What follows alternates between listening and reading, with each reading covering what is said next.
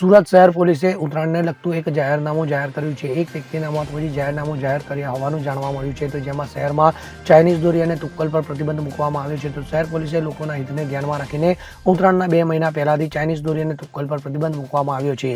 શહેર પોલીસે જાહેરનામું બહાર પાડીને આગામી 16 જાન્યુઆરી સુધીમાં શહેરમાં ચાઇનીઝ દોરી અને તુક્કલ પર પ્રતિબંધ મુકાયો છે. ત્યારે એક વ્યક્તિના મોત પછી આ જાહેરનામું જાહેર કરાયું હોવાનું જાણવા મળી આવ્યું છે. તો સાથે સાથે તહેવારમાં ઉશ્કેરણીજનક લખાણ અને મોટા અવાજે સ્પીકર વગાડવા પર પણ રોક લગાવી દેવામાં આવી છે. તો શુક્રવારથી લાગુ કરવામાં આવેલા આ જાહેરનામામાં જણાવ્યું છે કે ભયજનક ધાબા પર પતંગ ઉડાવી નહીં, જેમાં સવારના 6 થી 8 વાગ્યા સુધી પતંગ, જ્યારે નાયલોન મટીરિયલની કોટ કરેલી અને નોન બાયોડિગ્રેડેબલ ચાઇનીઝ દોરી પર પ્રતિબંધ મુકાયો છે. પોલીસ દ્વારા જાહેર કરવામાં આવેલા આ જાહેરનામાનો ભંગ કરનાર સામે કાયદેસરની કાર્યવાહી હાથ ધરવામાં આવશે હોવાનું પણ જણાવવામાં આવ્યું છે.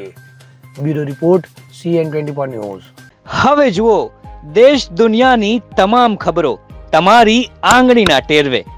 ઉઠાવો મોબાઈલ અને Google Play Store પરથી ડાઉનલોડ કરો અમારી CN24 ન્યૂઝ મોબાઈલ એપ.